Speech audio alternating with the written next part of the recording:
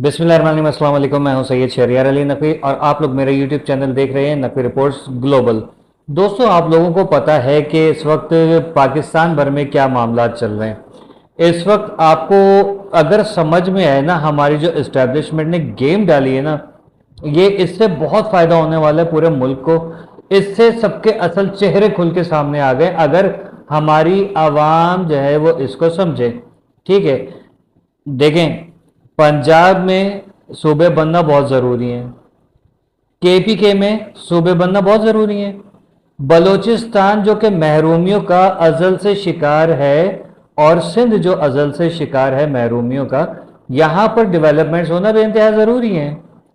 ठीक है, पूरे पाकिस्तान भर में आइडियल और मॉडल सिटीज़ बनना चाहिए, आइडियल एंड मॉडल गवर्नेंस होनी चाहिए। अब ऐसी सिचुएशन में किसको उठा के लेकर आए? बलूचिस्तान की टोटल आबादी अगर देखी जाए तो उसकी आबादी जो है, आप समझ लें कि हैदराबाद जितनी भी आबादी नहीं होगी। ठीक है, बहुत मामूली सी आबादी है। अगर चलें, ठीक है, हैदराबाद की आबादी से ज़्यादा है तो कराची से तो बहुत ही कम होगी आबादी पूरे बलूचिस्तान की। बाकी खाली ज़मीन पड़ी है जहाँ पर मज़ीद आबादियाँ जो है वो की जा सकती हैं।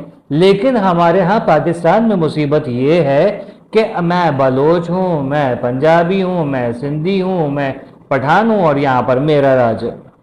कराची में सबके बाप का नजरा गिरता है, लेकिन जो है वो पूरे सूबे में जो है मजीद जो शहर हैं वहाँ पर आप नहीं जा सकते। पेशावर में आपको शायद आपको पंजाबी मिल जाए, शायद पठानों के अलावा।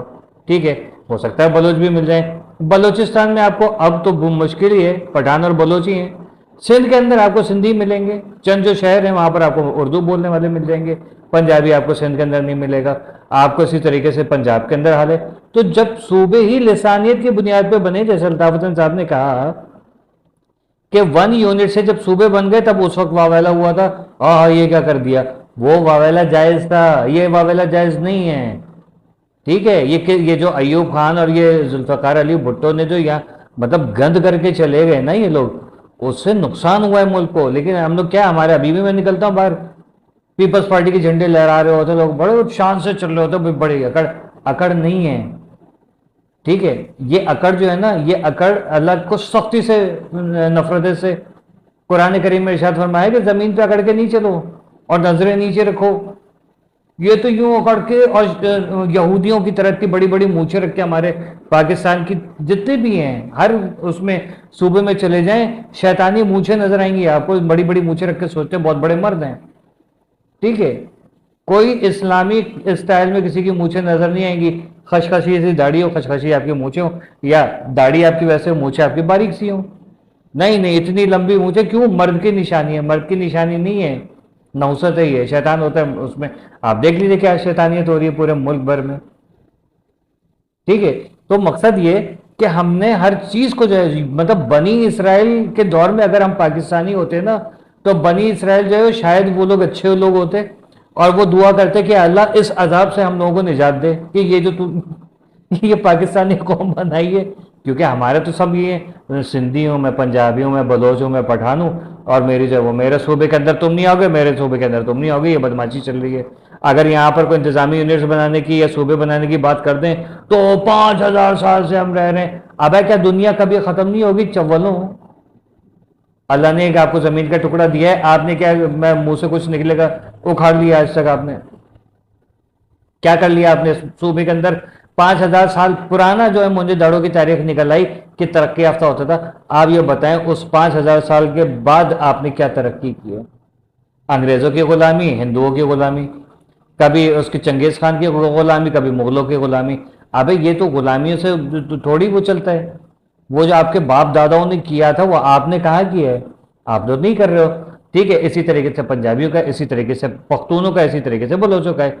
सिर्फ और सिर्फ बदमाशियां करते हुए नजर आएंगे, लंबी लंबी गने लेके सोचेंगे मर्दानगी है। मर्दानगी ये नहीं है, ये बात याद रखें। साहबा कराम से ज़्यादा बहादुर, अहले बैत से ज़्यादा बहादुर और मोमिन कोई नहीं था, ना है ना होगा। तो आप जो जिसका कलमा पढ़ते हो नबी अकरम सल्लल्लाहु अलैहि वसल्लम का, उसकी तालीमात पे हम लोग पाकिस्तानी कहाँ उतरे हुए हैं? कद्दू कहीं उतरे हुए हम लोग? हमने तो दीन को मजाक बना के रखा हुआ है ना।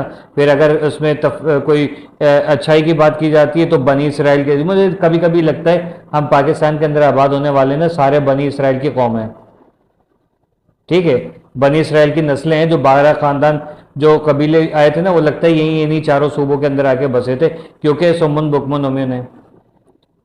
कभी तरक्की की कोई बात कर दो, सिंध पांजी धरती आ, सिंध शादी माँ, अबे सिंध को कौन तोड़ रहा है? सिंध कभी नहीं टूटेगा, हम महाजिर नहीं टूटने देंगे। सबसे पहली बात बलूचिस्तान की आती है, उधर प्रॉब्लम, केपीके में आती है, उधर वाह जमा जमीन दे दर दर दर। पंजाबी आ जाते हैं उधर, पंजाबी कह रहे हैं अल्लाह का वास्ता में अलग करो इनसे।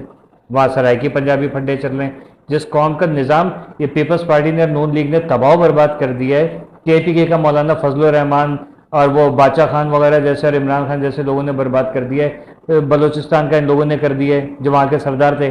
सिंध का ये पीपलों ने कर दिया है, और उनकी देखा देखी वही सियासत लेके चल रहे हैं बाकी सारे। तो भाई तुम लोग पहले इंसान तो बन जाओ। तालीम और शऊर क्या होती है? नकल करके डिग्रियां हासिल करने से इल्म हासिल नहीं होता। आप तालीम हासिल करो और उसकी जो है ज्योग्राफी पढ़ो, इस्लामियात को पढ़ो, जरा पता तो चले कि किस तरीके से दुनिया का निज़ाम चलता है। नहीं, आप लोगों ने जो तासुब की बुनियाद पे जो है वो किया है, फिर कहते हैं कि हमसे नफरत की जाती है। कहीं किनार बन जाती है तो कहते हैं नहीं वो पंजाब हमारा पानी पी जाएगा। जो आपस में तुम लोगों की नहीं बनती है, अब तुम लोगों को अगर ये अलग करके दे दें कि यहाँ का निज़ाम तुम लोग संभालो।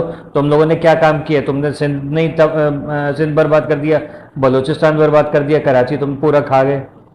लड़ाई झगड़े, खून खराबे और ये, और नदियाँ बहा देंगे। किस चीज़ की नदियाँ बहा दोगे तुम लोग? अगर तुम लोग को भेज दें मर्दानगी तुम्हारी चेक करने के लिए, इसराइल में चले जाओ, जाके लड़ो, उधर जो है हक हक के तुम लोग ढेर लगा दोगे।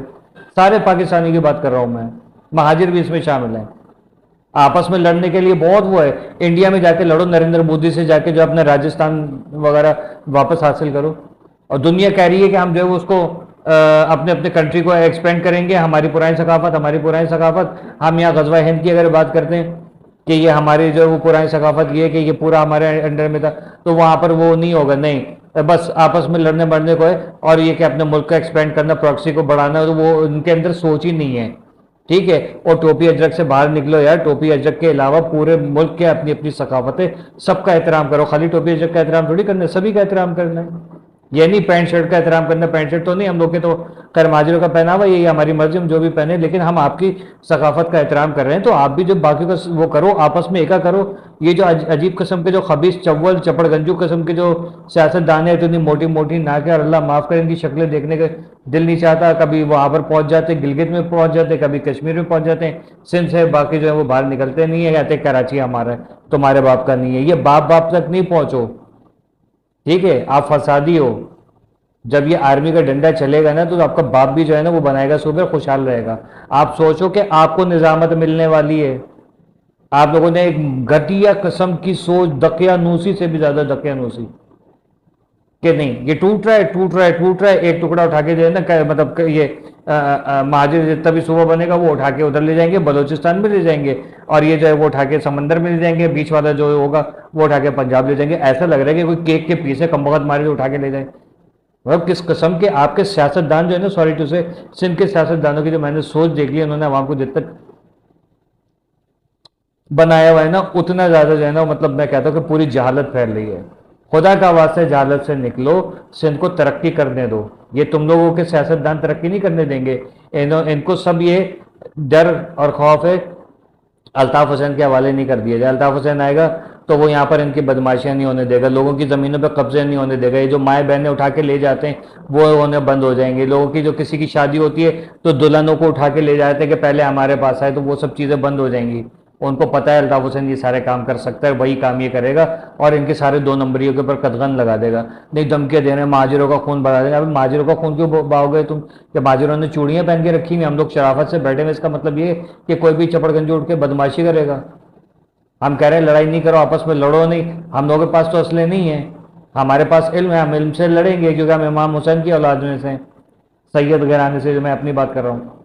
ठीक है, बाकी जिसका है वो सब अपने खानवादे के हिसाब से वो करेंगे, लेकिन हमारी तो तालीमात ये नहीं है। हमने यजीद के खिलाफ जो है वो तलवार नहीं उठाई, अपने अमल से साबित किया तो वो झूठा है। उसी तरीके से तुम लोगों को भी झूठा साबित करेंगे इंशाल्लाह, देखना। तुम लोगों ने बात कर दी है, और भाई इंसान बनो, लड़ो नहीं, मरो नहीं, तालीम हासिल कर लो।